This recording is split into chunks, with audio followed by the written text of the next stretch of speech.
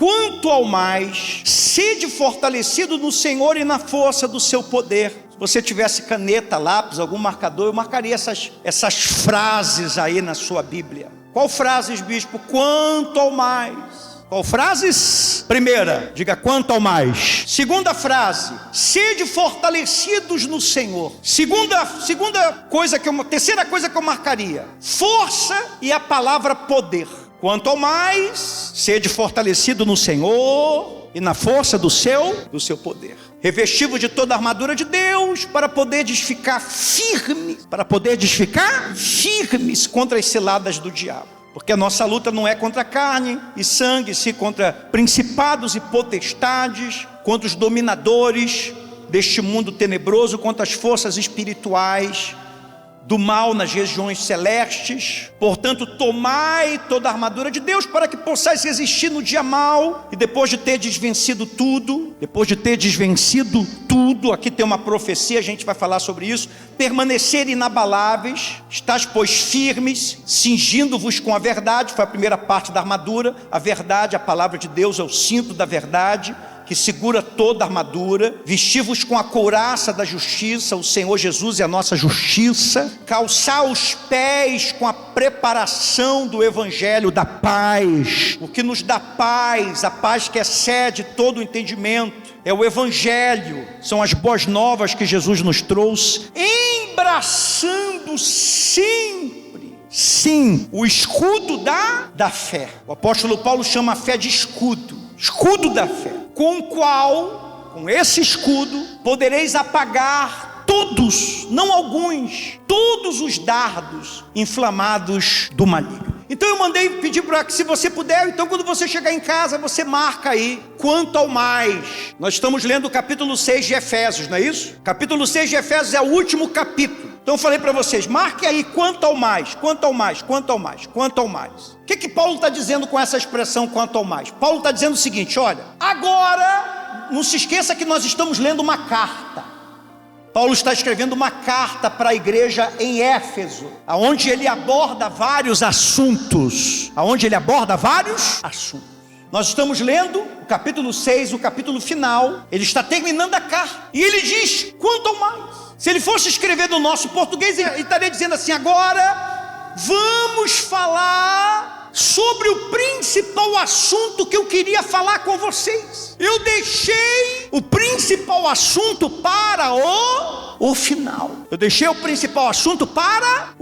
Se vocês não lembrarem, se ao vocês lerem essa minha carta na igreja, e vocês não lembrarem de nada do que eu disse para vocês, eu quero que vocês guardem pelo menos o final da carta, porque de tudo que eu falei nessa carta, de tudo que eu escrevi nessa carta, a parte principal de tudo que eu escrevi está no final. Por isso que ele vai terminando a carta dizendo quanto ao mais, quer dizer, o mais importante. Se vocês não lembrarem de nada do que eu escrevi na carta, eu quero que vocês lembrem disso. Paulo está dizendo o seguinte, quanto ao mais quer dizer, finalmente agora, esse é o assunto mais importante da carta. E Paulo está escrevendo para a igreja em Éfeso. O que é que nós temos? Vocês já leram a carta de Efésios? A carta de Efésios é a minha carta, junto com Romanos, é a minha carta preferida. Porque em Efésios Paulo fala sobre eleição, Paulo fala sobre somos escolhidos, Paulo fala sobre predestinados, somos predestinados, Paulo fala sobre somos adotados, Paulo fala sobre relacionamento marido-esposa, esposa-marido, pais e filhos. Aliás, antes dele falar da armadura de Deus, ele fala sobre marido e mulher, pais e filhos, filhos e pais. Se você ler só, digamos que você não leia nenhuma epístola de Paulo, nada, e você quiser saber sobre o que a fé cristã está baseada. Quem é que é cristão? Levante a mão. Quem é que é cristão? Levante a mão. Quem é que é cristão? Você aí é cristão. E você diz assim, olha, eu tenho muita dificuldade de ler a Bíblia e tal. Agora eu estava tirando dúvida das pessoas, caixinha de pergunta, a pessoa, eu vou ler a Bíblia, eu tenho sono. Bispo, eu quero saber sobre o que a minha fé está baseada. Pronto, você lê o livro de Efésios. Tirando Mateus, Marcos, Lucas e João, que é o principal da Bíblia, Mateus, Marcos, Lucas e... Basta você ler a carta de Efésios. Na carta de Efésios você vai ter os 4 pilares principais do cristianismo, que são: somos eleitos, repete comigo, somos eleitos, diga em Jesus, somos eleitos, em Jesus, repete mais alto, em Jesus, somos escolhidos, em Jesus, somos predestinados, em Jesus, somos adotados. Paulo também ensina como o marido deve tratar a esposa, como a esposa deve tratar o marido, como pais devem tratar os filhos, como filhos devem tratar os pais.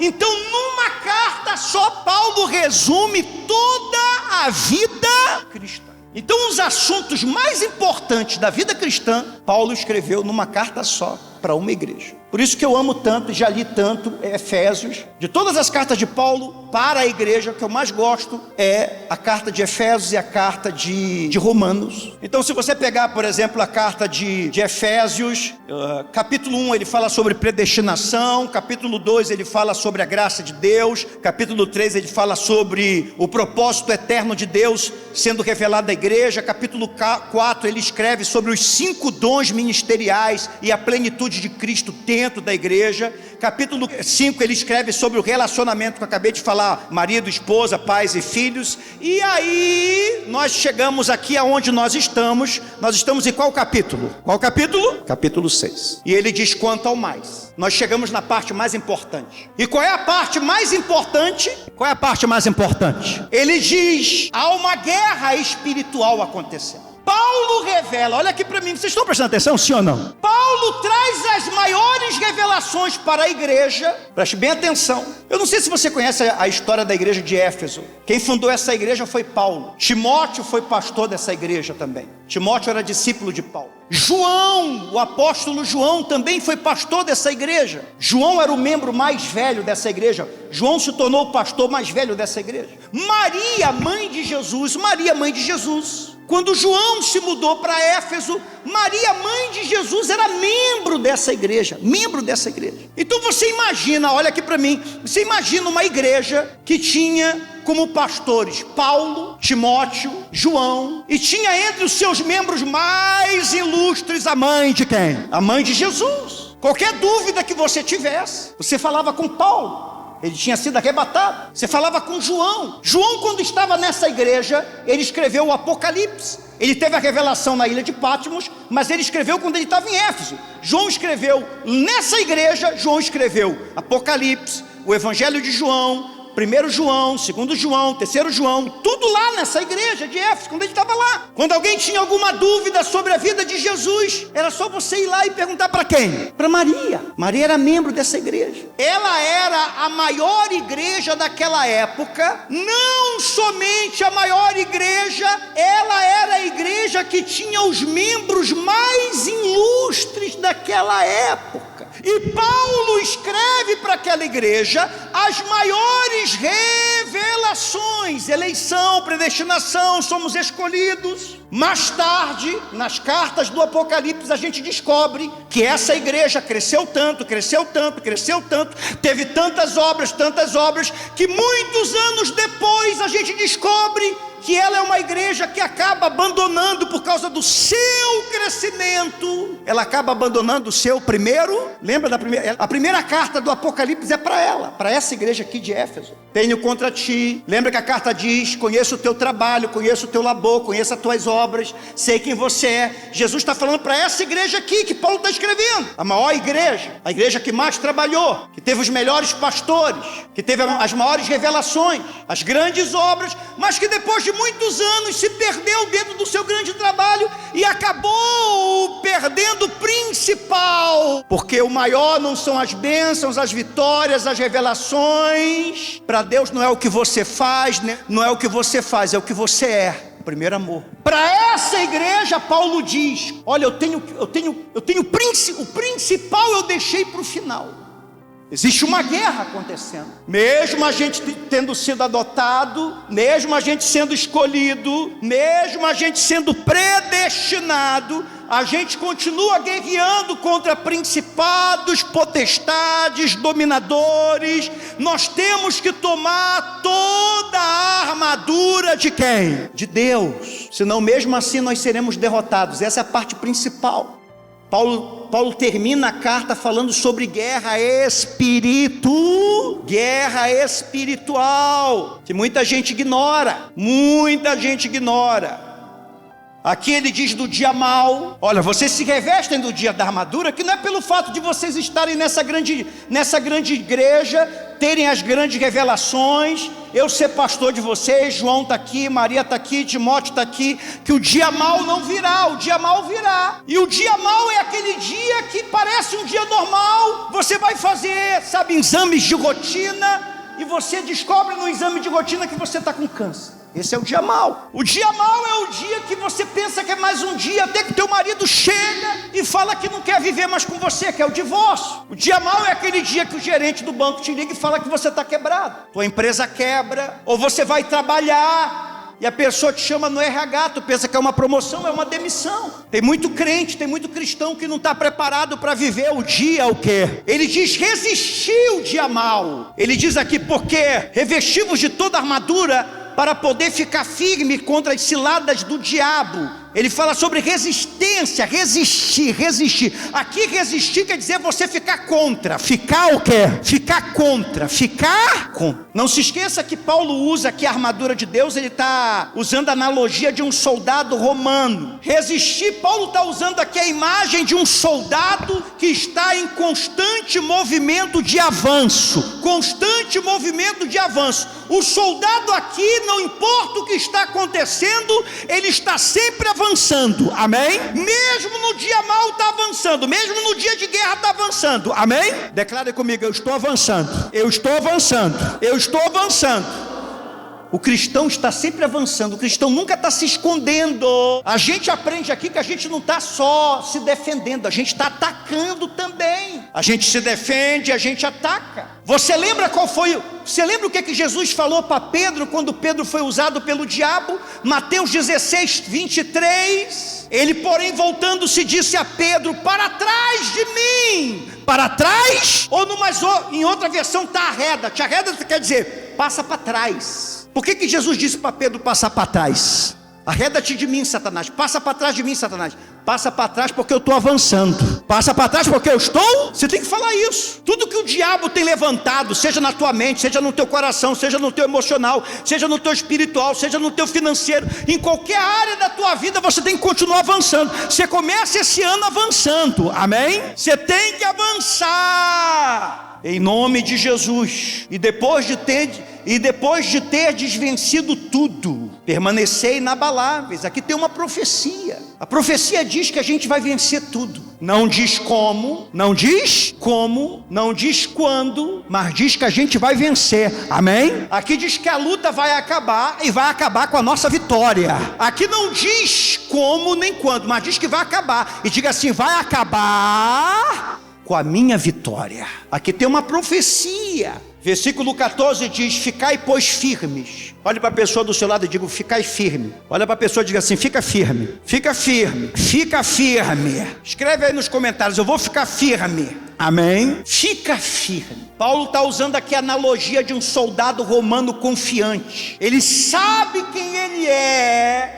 Mesmo em meio à guerra, ele tem a certeza que a vitória vai chegar, amém? Então ele mantém a cabeça erguida, o peito estufado e confiante. O que Paulo está dizendo é o seguinte: você já sabe que a tua vitória vai chegar. Então, como você sabe que o resultado final é a vitória, então mesmo em meio à luta, levante a cabeça, esteja confiante no poder de Deus, estufe o peito e creia que a tua vitória é certa em Cristo Jesus, amém? Por isso que ele diz, esteja pois firmes, mesmo em meio à luta. Versículo 16, embraçando sempre o escudo da fé. Outra versão, tomando sempre o escudo da fé. Outra versão, em todas as situações, levantem o escudo da fé. Naquela época tinha dois tipos de escudo. Tinha o primeiro escudo chamado áspis, que era um escudinho redondinho assim, que está aqui, ó, redondinho. Era um escudo decorativo, Os soldados usavam em desfile. Não era para levar para a guerra, não. Quando tinha algum tipo de desfile comemorativo, usava esse escudo chamado áspis. Era um escudo redondo. Mas aqui a palavra grega para a palavra escudo aqui é chamado turion. Turion é a mesma palavra grega para a palavra porta. Para a palavra...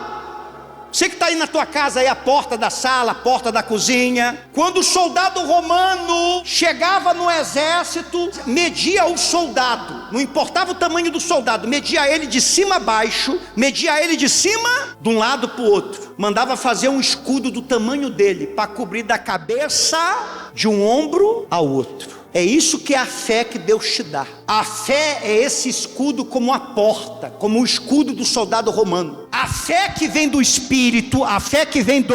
é como uma porta, é como o escudo de um soldado romano. A fé que salva, a fé do Evangelho, a fé do Espírito, a fé da Palavra de Deus, ela te cobre, diga comigo, da cabeça aos pés, dos pés à cabeça, de um ombro a outro ombro, amém? Quando você vem para o reino de Deus, é isso que Paulo está te dizendo. Quando você vem para o reino de Deus, você é medido. Assim como o soldado romano era medido, você é medido. Cada um de nós tem um tamanho, cada um de nós tem uma mente, cada um de nós tem um emocional, cada um de nós tem uma estrutura, cada um de nós tem as suas necessidades. Então no reino você é medido, é dado uma fé para você. É o que está escrito lá em Romanos 12:3. Deus repartiu a cada um a medida de fé. Então a fé que eu tenho você não tem, a fé que você tem eu não tenho, porque eu fui medido e foi dado uma fé para mim. Você foi medido, foi dado uma fé para você. Por isso que você não tem que olhar para o que a fé que eu tenho, e nem eu tenho que olhar para a fé que você tem.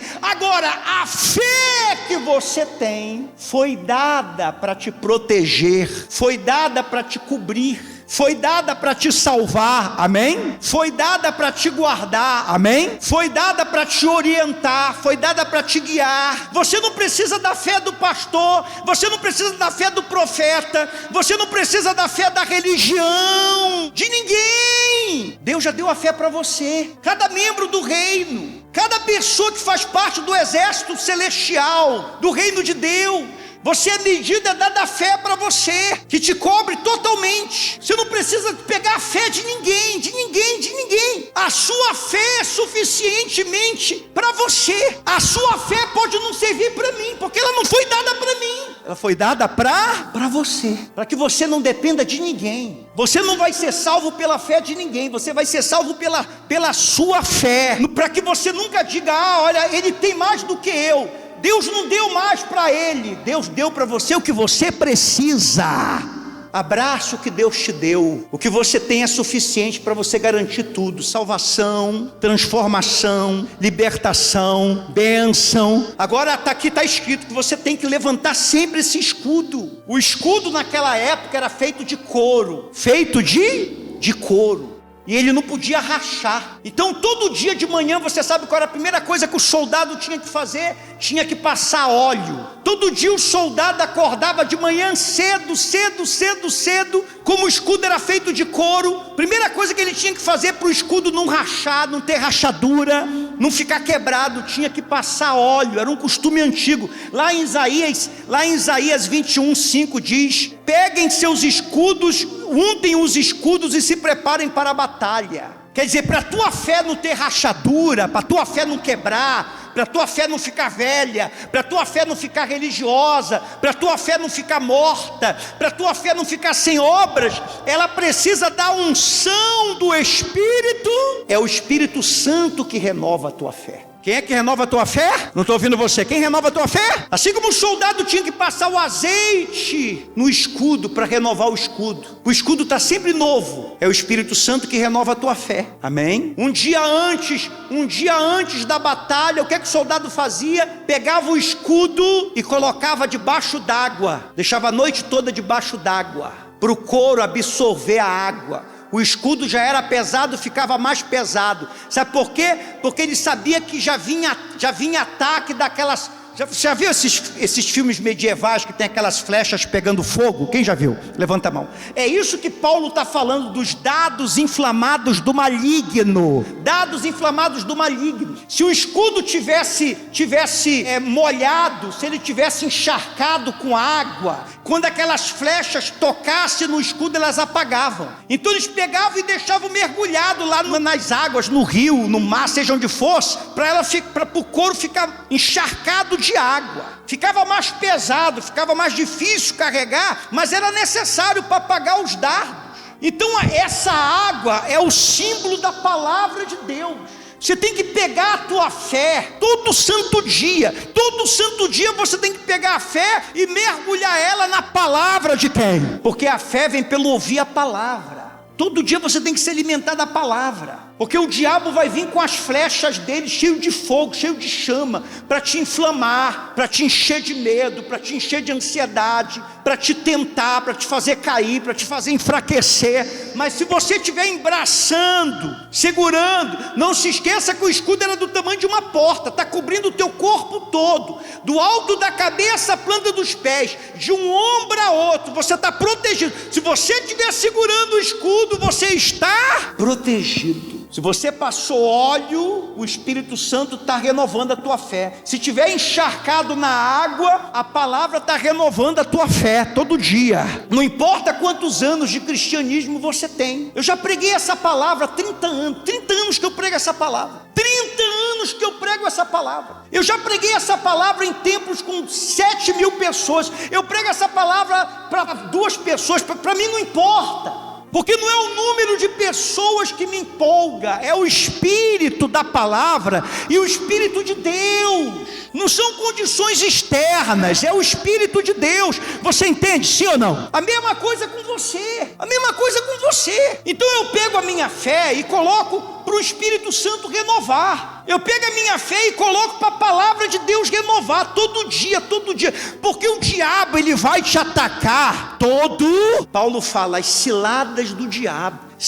Presta atenção, se Paulo se preocupou para falar para a maior igreja daquela época, que tinha membros tão poderosos, tão fortes, tão ungidos. Você já se imaginou sentar numa igreja que Maria era membro da igreja, mãe de Jesus, estava lá, Timóteo estava lá, João estava lá, e tantos outros membros estavam lá. E no final da carta você lê Paulo falando assim: olha, o mais importante eu deixei para falar por último. O dia mal vem, os principados e potestades vêm, os dominadores desse mundo tenebroso, as setas inflamadas do maligno. Todo mundo tem que se revestir do capacete da salvação, da espada do Espírito, do escudo da fé, calçar os pés com a sandália do evangelho da paz, couraça da justiça no peito e nas costas. A gente tem que se vestir do cinto da verdade, porque a vida do cristão nesse mundo não é fácil. Deixa eu te falar uma coisa: o diabo não pode impedir a pregação do evangelho. O que o diabo está fazendo? Ele está gourmetizando. Não sei se você entende essa palavra. Você já viu que as coisas elas estão ficando tudo, os nomes estão mudando, está ficando tudo gourmetizado, está ficando tudo,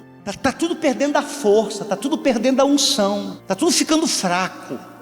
Você imagina se tiver uma terceira guerra mundial daqui a alguns anos, dependendo dessa geração Z para defender o país? Chama a geração Z para defender o país, aí o sargento, o tenente fala assim: sentido! Geração Z vai fazer assim, eu fico sentido mesmo, eles se sentem mesmo. Tudo machuca, tudo magoa. Isso está em todo mundo. Então esse sentimento no mundo já entrou na igreja, tudo gourmetizado hoje. O espírito está sendo tirado da palavra, do evangelho, do nome da igreja, do evangelho, para que o cristão venha a perder a força, para que o cristão venha a perder a força e venha a se calar. Você lembra quando Jesus perguntou: o que os homens dizem que eu sou? O que eles dizem que eu sou? Aí todos os apóstolos falaram: olha, uns dizem que tu é Elias, outros dizem que tu é Jeremias, outros dizem que tu és João Batista o ressuscitado. Mas aí Jesus apontou para os discípulos: e vocês? O que vocês dizem que eu sou? Agora eu quero saber vocês. Todo mundo ficou o quê? Só Pedro falou. Aquilo ali já era uma cópia do que se tornaria a igreja no futuro, aonde a maioria ficaria calada e poucos teriam coragem de falar quem é Jesus Cristo. O que Pedro falou? Tu és o Cristo, o Filho do Deus vivo. E Jesus disse: ó Pedro, não foi carne nem sangue que te revelou, mas o meu Pai que está nos céus. Eu estava lendo uma matéria, isso é muito sério, eu estava lendo uma matéria de uma grande igreja nos Estados Unidos, que eles tiraram a palavra sangue do inário. Eles tiraram a palavra sangue do inário. Sabe por que eles tiraram a palavra sangue? Porque é muito violento para as pessoas não entendem essa palavra sangue. Então eles estão fazendo toda uma reformulação, já que eles não estão podendo reformular a Bíblia por enquanto, por causa das leis e tal, mas eles estão reformulando os hinos, os antigos hinos, pelo sangue, pelo véu, eles estão tirando. Muito violento, gente, sangue. Então você vê que eles vão matando. É assim que o diabo está fazendo. Não deixe a palavra de Deus morrer dentro de você. Não deixe a fé embraçando sempre o escudo da fé. Que Deus tenha misericórdia de nós, que Deus nos guie à salvação esse ano, que bênçãos sejam derramadas, que a gente possa permanecer de pé, não para que o nosso nome seja glorificado, mas para que o nome de Jesus seja glorificado.